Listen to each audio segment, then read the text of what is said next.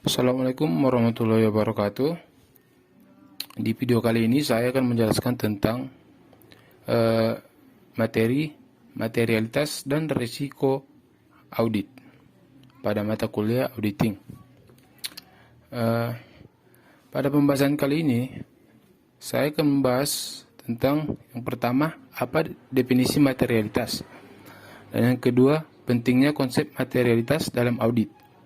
Yang ketiga, pengertian risiko audit. 4. Model risiko audit. Yang pertama, definisi materialitas. Materialitas mendasari penerapan standar auditing, terutama yang berkaitan dengan penerapan standar pekerjaan lapangan dan standar pelaporan, serta tercermin dalam laporan auditor bentuk baku. Materialitas dan risiko sangat fundamental bagi perencanaan audit dan perencanaan pendekatan audit. Risiko audit dan materialitas bersama dengan hal lain perlu dipertimbangkan dalam menentukan sifat saat lingkup prosedur audit serta dalam mengevaluasi hasil prosedur. Financial Accounting Standard Board atau FASB mendefinisikan materialitas sebagai besarnya suatu penghapusan atau salah saji informasi keuangan dengan mempertimbangkan situasinya, menyebabkan pertimbangan yang dilakukan oleh orang yang mengandalkan pada informasi tersebut akan berubah. Kemudian, materi kedua, pentingnya konsep materialitas. Dalam audit, laporan keuangan atau auditor tidak dapat memberikan jaminan bagi klien atau pemakai laporan keuangan yang lain bahwa laporan keuangan auditor adalah akurat, karena auditor yang bersangkutan tidak memeriksa setiap transaksi yang terjadi dalam tahunnya audit dan tidak dapat menentukan apakah semua transaksi yang terjadi telah dicatat, diringkas, digolongkan, dan dikompilasi secara semestinya ke dalam laporan keuangan.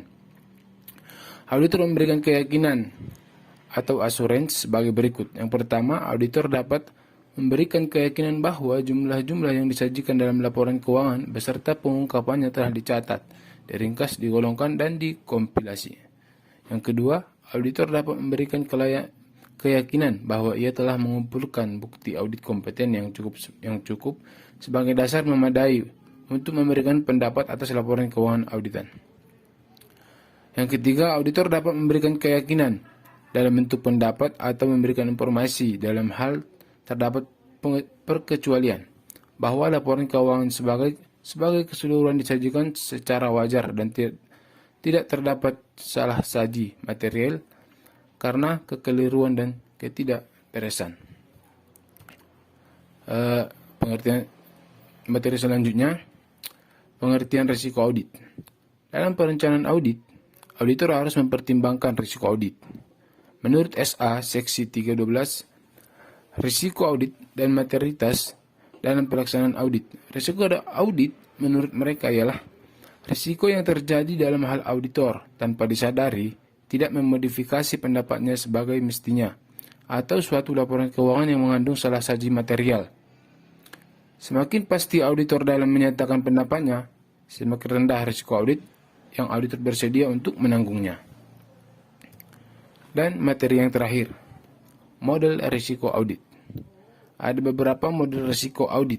Yang pertama, risiko penemuan yang direncanakan atau planned detection risk, yaitu bahwa bahan bukti yang dikumpulkan dalam segmen gagal menentukan salah saji yang melewati jumlah yang dapat ditoleransi kalau salah saji semacam itu timbul.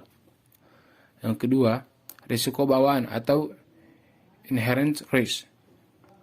Penetapan auditor akan memungkinkan adanya salah saji dalam segmen audit yang melewati batas toleransi sebelum memperhitungkan faktor efektivitas pengendalian intern.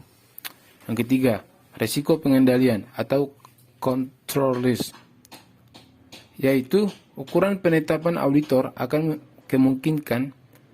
memungkinkan adanya kekeliruan atau salah saji dalam segmen audit yang melewati batas toleransi yang tak terdeteksi atau tercegah oleh SPI klien. Dan yang terakhir, risiko audit yang dapat diterima atau acceptable audit risk, yaitu ukuran ketersediaan auditor untuk menerima bahwa salah saji secara material walaupun audit telah selesai dan pendapat WTP telah diberikan bersifat dan risiko ini bersifat subjektif. Mungkin cukup sekian yang dapat saya jelaskan pada video kali ini. Kurang dan janggalnya saya mohon maaf. Saya Hirian Salam. Assalamualaikum warahmatullahi wabarakatuh.